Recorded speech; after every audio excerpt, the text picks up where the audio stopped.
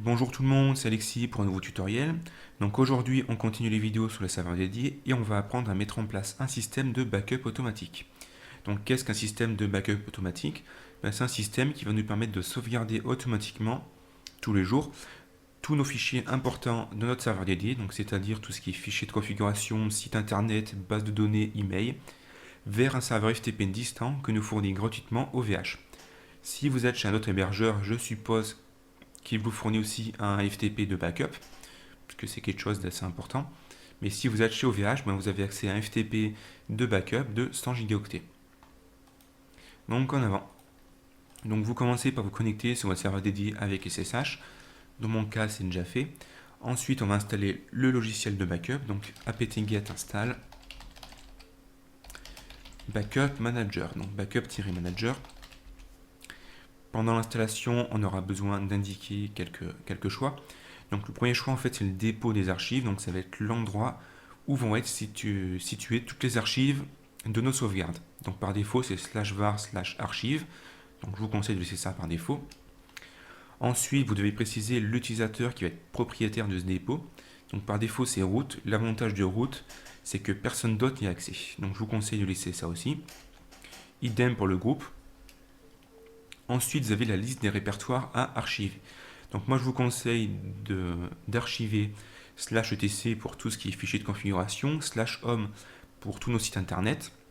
On peut également archiver d'autres répertoires, donc par exemple /var/lib /mysql pour tout ce qui est base de données, configuration MySQL, /var/3w si vous avez des sites internet dans ce répertoire-là, /var/mail si vous avez des emails à cet endroit-là, et également /var/spool/vmail pour sauvegarder les emails qu'on avait configurés dans la vidéo numéro 4 avec postfixed. Ensuite, si vous souhaitez ajouter des répertoires, vous pouvez, mais déjà avec ça, c'est une bonne base. Vous appuyez sur Entrée et on patiente pendant que le logiciel s'installe.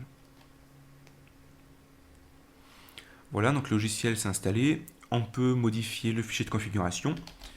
Donc vous pouvez faire un vi de /etc/backupmanager.conf. Donc faites attention, cette fois-ci, il n'y a pas de dossier backup manager. Le fichier de configuration est directement dans /etc. Voilà, et on va regarder un peu les différentes options qu'on nous propose. Donc on retrouve le répertoire où vont être archivés tous nos sauvegardes. Donc /var/archive. Ici, en fait, ça précise si vous souhaitez sécuriser votre dépôt en le donnant à root. Comme ça, seulement l'utilisateur root pourra avoir accès à ces fichiers-là, ce qui est une bonne chose. Ici, vous avez le chmod des différents fichiers du dépôt. Donc, je ne vous conseille pas de le modifier, à part si vous savez ce que vous faites. Encore une fois, des chmod pour sécuriser. Ici, vous avez une option qui s'appelle bm_archive_ttl. Donc, en fait, c'est le nombre de jours que les archives vont être sur le serveur. Donc par défaut, toutes les archives qui vont être vieilles de plus de 5 jours vont être supprimées. Donc c'est pour éviter d'avoir des vieilles archives, parce qu'en fait, tous les jours, Backup Manager va faire une sauvegarde. Donc par conséquent, on va avoir 5 jours de sauvegarde, et tout ce qui est plus loin que 5 jours, on efface. Donc voilà, ici vous avez la méthode utilisée pour les sauvegardes. Donc par défaut, c'est tarball. Qu'est-ce que ça fait, tarball? En fait, ça prend tous les répertoires qu'on a précisés de sauvegarder et ça les met dans une archive .tar. Et tous les jours, ça fait ça. Donc par conséquent, on a des archives en fait qui se répètent un peu parce que chaque jour, ça sauvegarde tout et par conséquent, ça prend de la place un peu inutilement. Vous avez aussi la méthode tarball-incrémental qui permet d'éviter ce problème. Donc en fait, par exemple, toutes les semaines, ça va faire une grosse sauvegarde. Donc ça va sauvegarder tout le répertoire dans une archive. Et les jours suivants, en fait, ça va faire une petite sauvegarde. Ça va seulement sauvegarder les fichiers qui ont été modifiés ou créés. Donc à vous de tester. Moi, je laisse par défaut tarball. Mais tarball-incrémental peut être intéressant. Ensuite, vous avez le choix d'encrypter les données. Donc on ne va pas le faire, ça. Ensuite, on a d'autres options qui sont intéressantes.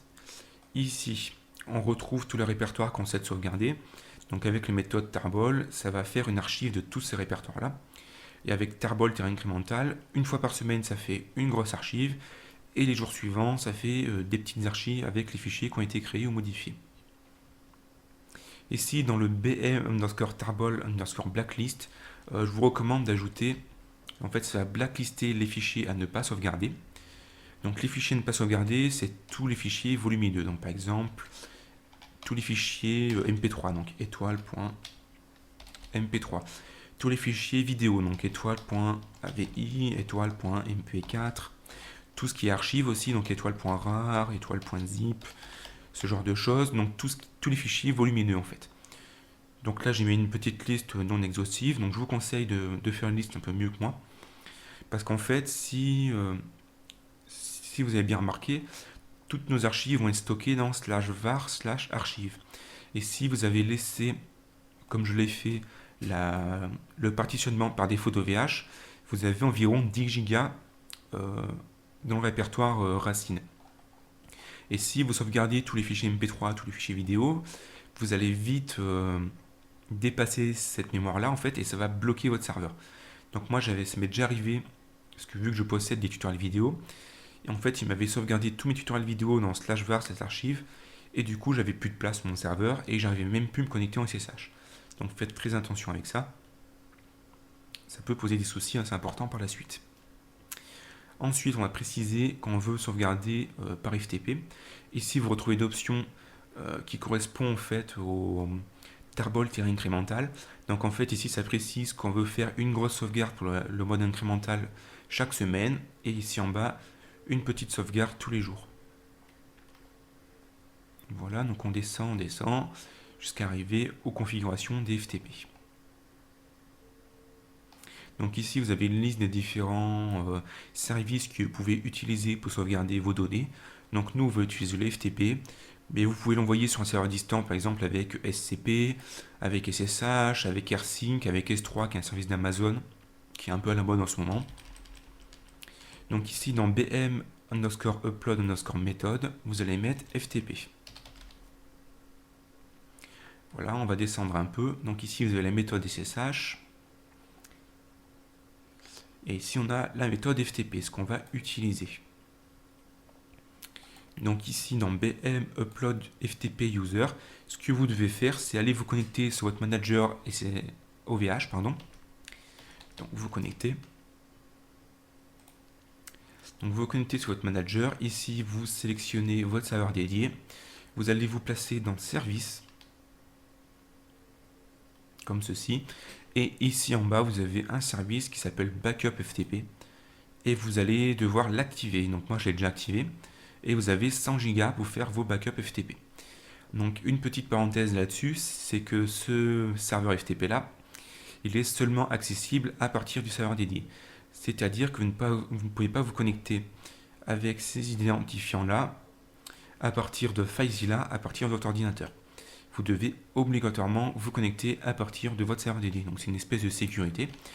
Ensuite, vous allez recevoir un email avec vos logins, votre mot de passe et votre serveur FTP, ici. Donc je vous conseille de mettre ça de côté. Et on va ouvrir la console.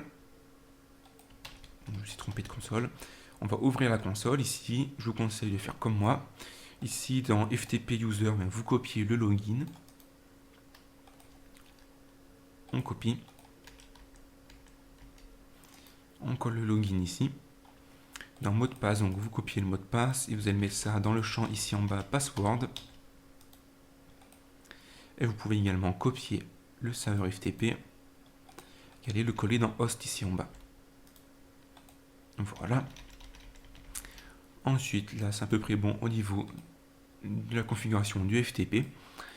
Ici en bas, vous avez plusieurs options qui permettent de définir si vous souhaitez supprimer des archives automatiquement sur votre FTP. Donc par exemple les archives qui sont vieilles de plus de 5 jours.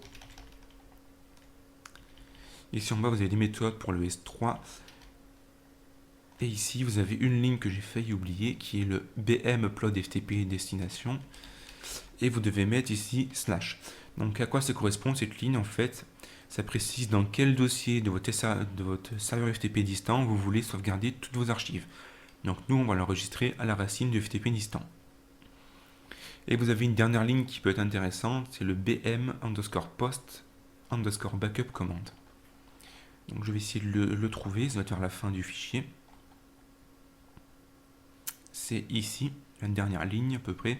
Et en fait, ici, vous pouvez préciser le chemin vers un script qui va s'exécuter à chaque fois que la sauvegarde va être terminée.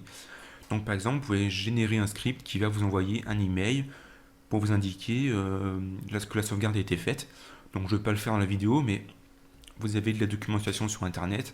Je sais que le site de Alza Création propose un tutoriel avec un script en PHP qui permet de nous envoyer un email avec la liste de tous les fichiers qui ont été sauvegardés. Mais je ne vais pas le faire dans la vidéo parce que c'est pas très important. Donc une fois que c'est bon ça, vous devez... Parce qu'en fait par défaut, avant les vieilles versions de Backup Manager se lançaient automatiquement tous les jours. Maintenant c'est plus possible, il faut qu'on le fasse manuellement.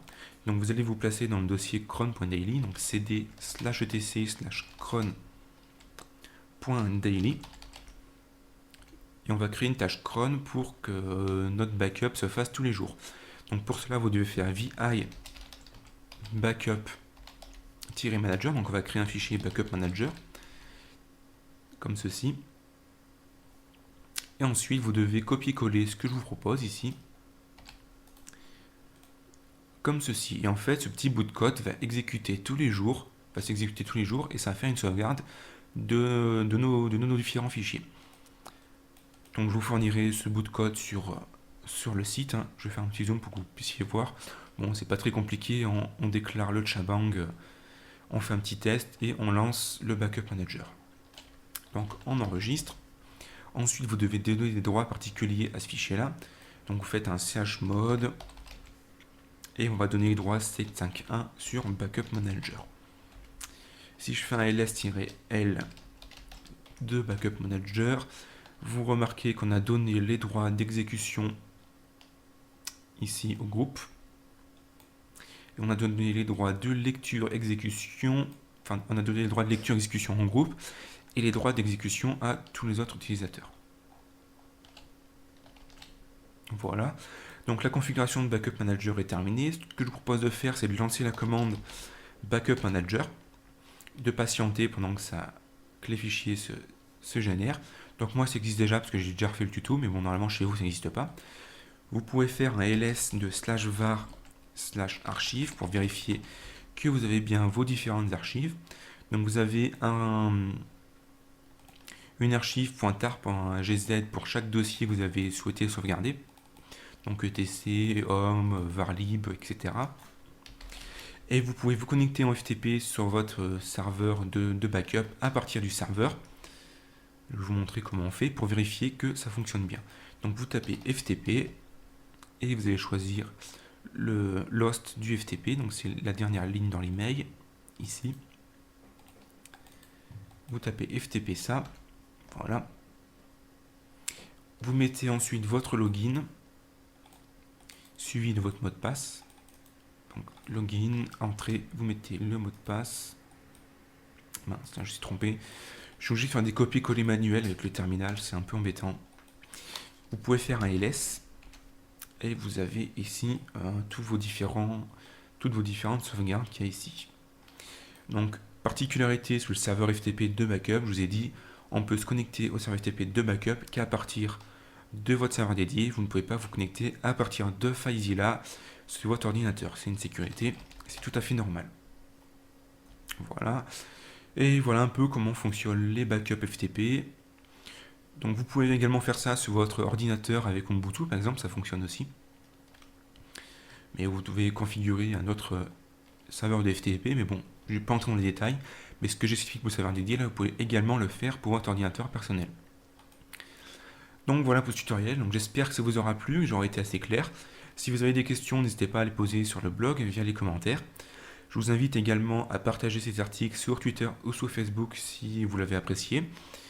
Parlant de Facebook, vous pouvez également rejoindre la page Facebook, donc facebook.com/tutorielvideo. On est déjà quasiment 350. Si vous avez des questions, vous pouvez également les poser sur Facebook, donc généralement j'y réponds un peu plus vite que sur les commentaires. Et je vous invite également à vous abonner au flux RSS du site si vous souhaitez rester en contact. Donc vous cliquez ici sur la petite icône article et vous pouvez vous abonner avec un agrégateur comme NetVibes. Comme ça, à chaque fois que je ferai un article, vous serez au courant. Donc voilà, j'espère que ça vous aura plu. J'espère que vous n'avez pas eu trop de soucis avec ce tuto et amusez-vous bien avec vos serveurs. Bonne chance.